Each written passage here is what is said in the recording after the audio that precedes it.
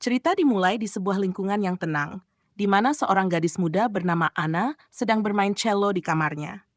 Ayah tirinya, yang merupakan pria kasar, memegang sebotol minuman saat memasuki kamar dan mengganggunya. Ia merebut cello dari tangan Anna dan mencoba memaksanya. Namun kali ini, Anna melawan dan menendangnya dengan kedua kaki. Ia tersandung dan lehernya menabrak vas bunga hingga mulai berdarah hebat. Akhirnya, ia tewas di lantai sementara Anna menyaksikannya dengan syok. Beberapa saat kemudian, polisi tiba dan membawa Anna ke tahanan. Di kantor polisi, ia didata dan segera dihadapkan ke pengadilan. Meski ia bersikeras bahwa dirinya tidak bersalah dan hanya berusaha membela diri, hakim tetap menjatuhkan vonis bahwa Anna harus menjalani hukuman di lembaga pembinaan remaja selama 4 hingga 9 tahun. Ia pun menaiki bus bersama para narapidana muda lainnya menuju fasilitas tersebut. Setibanya di sana, mereka disambut oleh sorak-sorai para penghuni lama yang tampak senang melihat kedatangan pendatang baru. Para penjaga kemudian memerintahkan mereka berganti pakaian dengan seragam fasilitas, menandai awal masa tahanan mereka di tempat itu. Tak lama kemudian, para tahanan baru dikumpulkan di sebuah ruangan besar. Di sana, kepala lembaga bernama Frank memperkenalkan dirinya dan menjelaskan aturan-aturan yang harus mereka patuhi selama berada di fasilitas tersebut. Dari sinilah, kehidupan baru Anna yang penuh tantangan pun dimulai.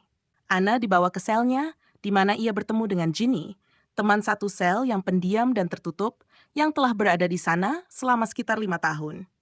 Malam itu, setelah lampu dimatikan, Anna segera tertidur.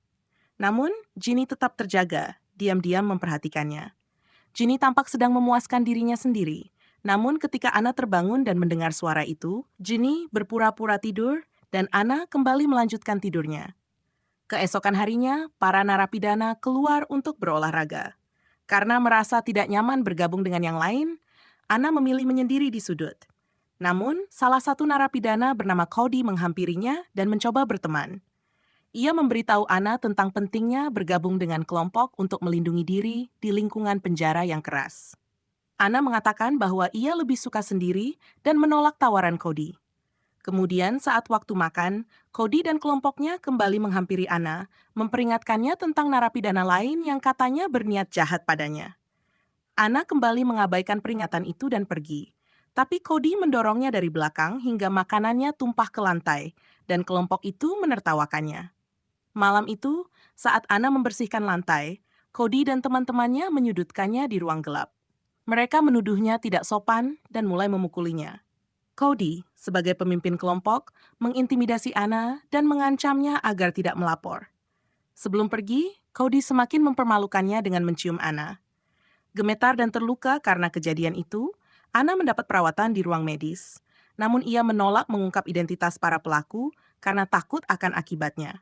Perawat yang menanganinya menyarankan agar ia berbicara dengan kepala lembaga Frank tentang masalahnya.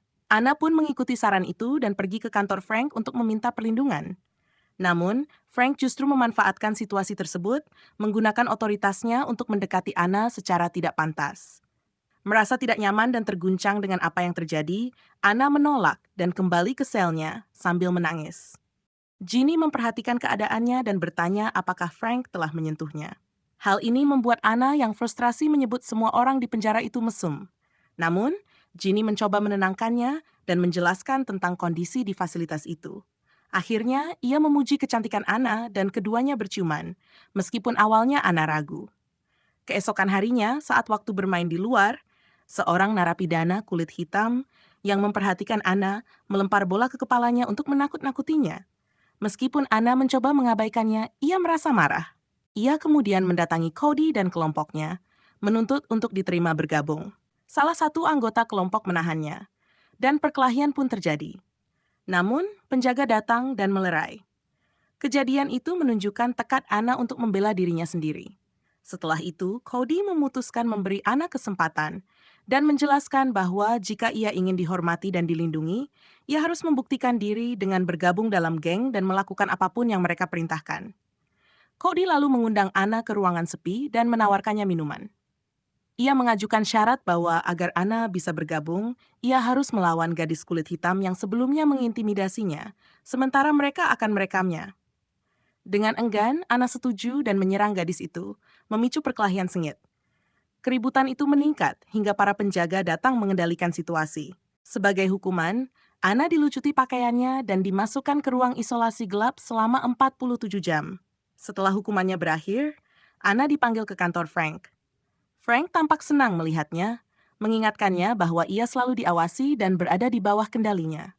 Ia memperingatkan bahwa jika Anna tidak menuruti perintahnya, hukumannya akan lebih berat. Akhirnya, Frank menekan Anna hingga ia terpaksa menurut. Didorong oleh rasa takut, Frank memanfaatkannya untuk kepuasan dirinya. Setelah itu, Anna merasa jijik dan mencoba membersihkan dirinya dengan mandi serta memuntahkan isi perutnya. Keesokan harinya, Anna bergabung dengan geng Cody di sebuah ruangan kecil, di mana salah satu anggota menato lengannya sebagai tanda inisiasi. Setelah yang lain pergi, Cody memaksa Anna untuk berhubungan dengannya. Cody berjanji akan melindungi Anna sebagai bagian dari kelompoknya. Namun, salah satu anggota hampir memergoki mereka, tapi Cody cepat-cepat menutupinya. Tak lama kemudian, seorang penjaga datang menjemput Anna kembali ke sel. Keesokan paginya, Anna mendapat kunjungan dari ibunya. Namun, bukannya mendapat dukungan, ibunya malah berteriak padanya. Ia menuduh Anna dengan sengaja membunuh ayah tirinya, dan penjelasan Anna tidak didengarkan. Marah, ibunya memukulnya. Meski penjaga mencoba menenangkan, amarah sang ibu semakin menjadi, bahkan berkata bahwa ia berharap Anna akan dipenjara seumur hidup. Setelah kejadian itu, Anna bertemu Cody dan gengnya. Namun gadis kulit hitam yang dulu bermusuhan datang membawa pisau. Pertarungan kembali pecah, berkembang menjadi perkelahian besar saat para narapidana lain ikut campur. Penjaga datang melerai, tapi Anna kembali dipanggil ke kantor Frank. Melalui kamera pengawas, Frank menuduh Anna memulai keributan itu. Ia lalu memanipulasinya untuk menggunakan tabung berisi obat, membuat Anna linglung. Frank sekali lagi memanfaatkannya, kali ini ketika ia sedang teler. Di selnya, perilaku Anna berubah drastis. Ia melampiaskan kemarahan pada Ginny, bahkan sempat memukulnya. Seorang penjaga melaporkan kejadian itu ke Frank, dan Frank kembali memanfaatkannya. Ia menegur Anna karena terus membuat masalah. Sementara Anna yang putus asa memohon agar dikirim pulang. Namun Frank mengancam akan memindahkannya ke fasilitas yang lebih buruk jika ia menolak. Pasrah, Anna kembali ke sel. Ketergantungannya terhadap obat semakin parah, dan ia meminta lebih banyak pada Cody. Namun kemudian, Cody menolak dan pertengkaran pun terjadi hingga akhirnya Cody memaksa Anna untuk pergi. Merasa kehilangan arah, Anna mencoba mendekati kembali Ginny, tetapi Ginny mulai menjaga jarak darinya. Putus asa ingin lari dari penderitaan, Anna menawarkan uang kepada dua gadis pecandu agar bisa mendapatkan obat-obatan itu untuk dirinya sendiri. Awalnya kedua gadis itu menolak, namun akhirnya mereka membiarkannya, dan Anna terus menggunakan narkoba untuk menumpulkan rasa sakitnya. Sementara itu, Cody mengetahui bahwa Anna kembali menggunakan narkoba dan menemuinya di sel untuk menegur sekaligus mengungkapkan kekhawatirannya. Namun Anna menolak mendengarkan dan mengatakan bahwa kini ia tak butuh bantuan Cody lagi. Pertengkaran pun kembali terjadi, dan dalam amarahnya Anna meludahi Cody. Cody akhirnya mengusir Anna dari gengnya. Tanpa perlindungan Cody, Anna menjadi sasaran empuk.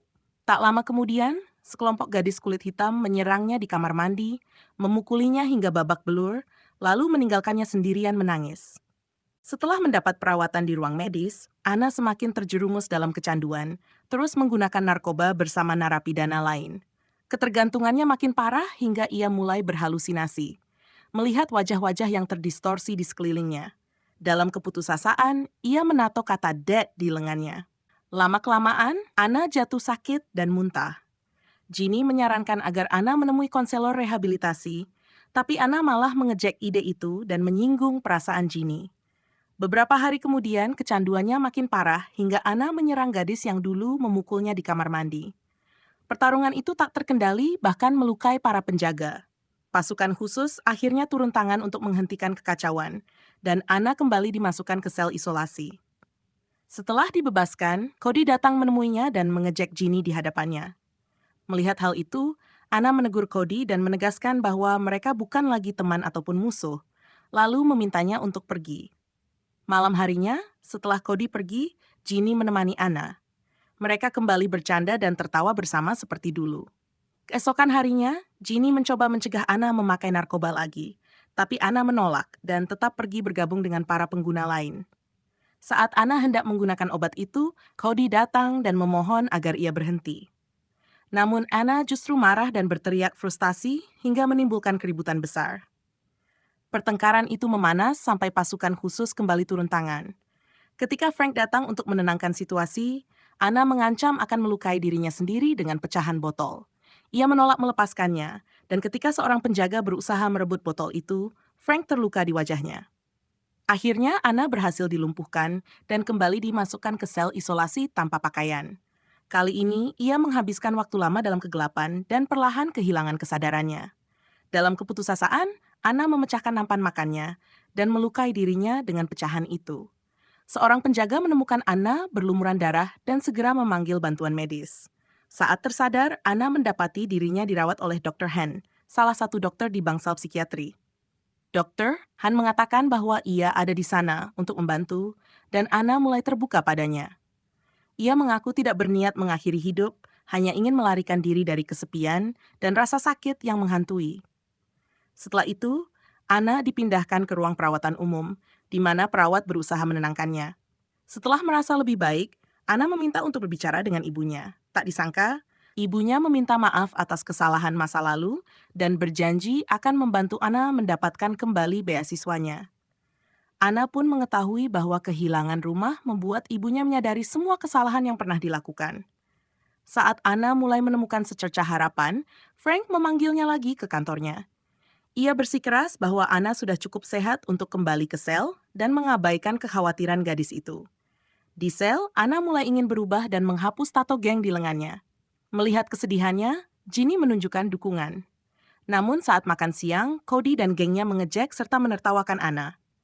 Malamnya, seorang penjaga membawa Anna ke sebuah ruangan kecil, di mana Frank sudah menunggu dengan cello miliknya. Frank menawarkan kesempatan bagi Anna untuk tampil di pertunjukan bakat yang diadakan oleh pihak penjara. Awalnya ia ragu, namun akhirnya setuju. Saat memainkan cello, Anna merasakan kedamaian sesaat, larut dalam alunan musiknya. Namun keesokan harinya, keadaan berubah kelam. Anna menerima secarik catatan bertuliskan "You are dead". Sebelum sempat memahami maknanya, Cody dan gengnya menyerangnya.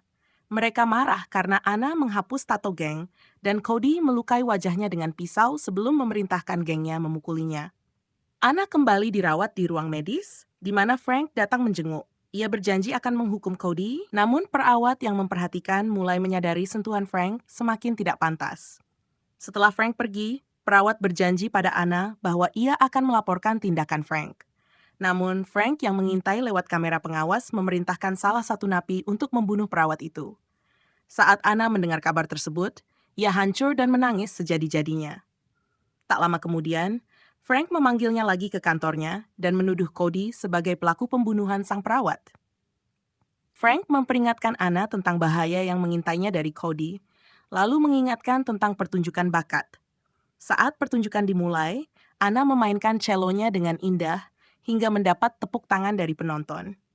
Setelah acara, Frank memberitahu bahwa sebagai bentuk penghargaan, ia telah menjadwalkan sidang pembebasan bersyarat untuk Anna bulan depan.